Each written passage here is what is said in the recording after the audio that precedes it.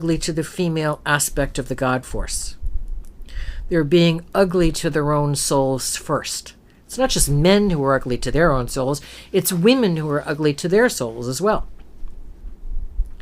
They're denigrating the female aspect of the God force. Nobody wins. They may think they won because they came out as the leader of the group. But who was the leader of your group 100 years ago? What was your biggest problem last year? Do you think the world is going to remember you because you came out on top for this particular committee meeting? Do you think the world is going to be thrilled and stand up and applaud? No. The people who are remembered are the people who created good, who created graciousness and kindness and wisdom. Those are the people who are really revered by the community.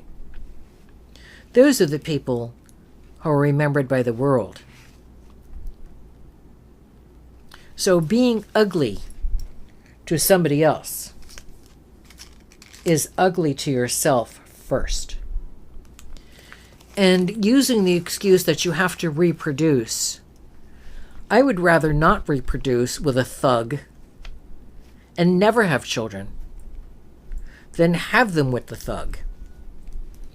I wouldn't want to bring children into that environment. How women hook themselves up with these bums out of prison on drugs and have children with them, what do they think they're doing? They're not using their female wisdom. They're using their emotions. They're being the scorpion that stings the frog and they both drown. They're certainly not being the eagles, and they're definitely not being the phoenixes. They're perpetuating ugliness. And to bring a child into that kind of an environment, don't you want to protect your child? Don't you want to give your child every opportunity that maybe you didn't have, or maybe you did have and enjoy? Don't you want your children to thrive and bring goodness to their community and to their planet as well as to themselves? Why would you hook up with someone who's a criminal? So what? You can be the best gun moll? You can be one of the mob wives? That's a show I don't get.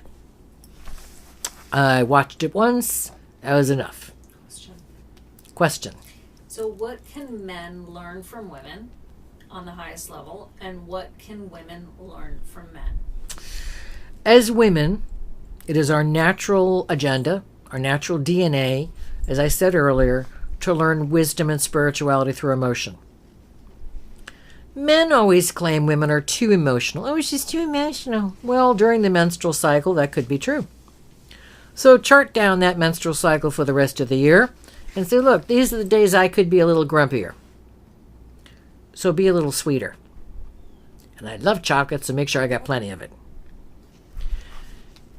And then they can look at the man's point of view. Now, sometimes men are so logical, they completely forget that half the planet is feminine and it has emotions. And they also, by neglecting a woman's emotions, are neglecting their own emotions. So, by looking at a woman's point of view, they're learning their wisdom through logic by observing emotions as well. And they're improving their own emotional level. And they're learning to be courteous and patient with people who might be too emotional. Now, I'm not referring to those people who say, I'm just so upset I can't possibly be there, because they're using their emotions as a crutch. When we do an astrology show, we'll be telling you who those people are. Pisces. We'll be telling you who those people are. Cancer. But when you look at the other person's point of view, even if that other person is wrong, you're learning how that person thinks. And you can learn better how to communicate with that person. And you can learn better how that person views life. And if you're going to be a mentor, because husbands and wives should be mentors to each other, as well as their children, you can explain your point of view and why you have that point of view and how you think that they might be able to see that and how they should take it into account. Nobody loses. Everybody wins. Women can explain the importance of having emotion to their husbands and why they're responding emotionally. And the men will say, wow, I didn't think about it that way. I didn't realize that barking orders was hurtful. I didn't realize that, yeah, I'm a man. I have deeper vocal cords. I have a louder voice. And that can seem like screaming to somebody. I'm terribly sorry. I'm not yelling at you. Or I work in a loud environment and I come home and I'm talking much too loudly for you to be able to tolerate that. I didn't realize it. I'm sorry, sweetheart. Thank you. We can learn how each other thinks, and we can blend the emotions and the logic together and have a stronger level of wisdom and spirituality. As men, we must learn our own lessons and learn the lessons of women. As women, we must learn our own lessons and learn the lessons of men.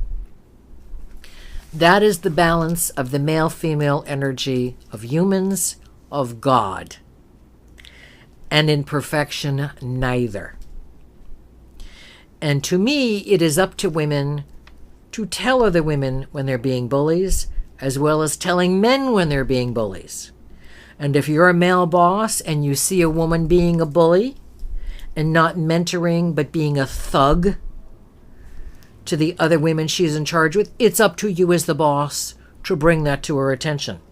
And if she doesn't get it, fire her little fanny and send her packing.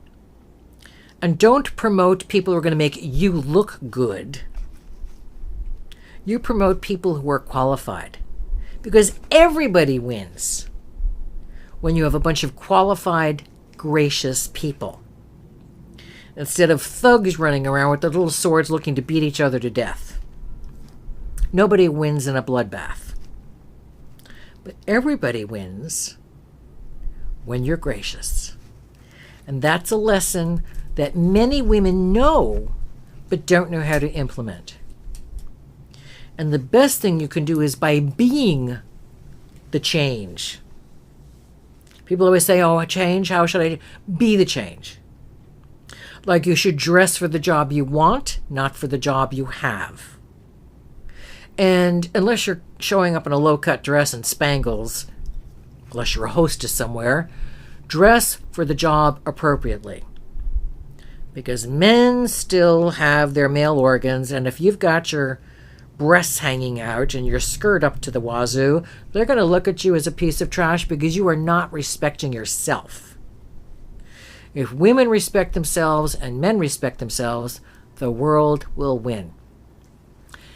And if you just open up your hearts and minds to God's universal truth, you will know that God and the angels are always with you. I'm Linda Bennett with Metaphysically Speaking.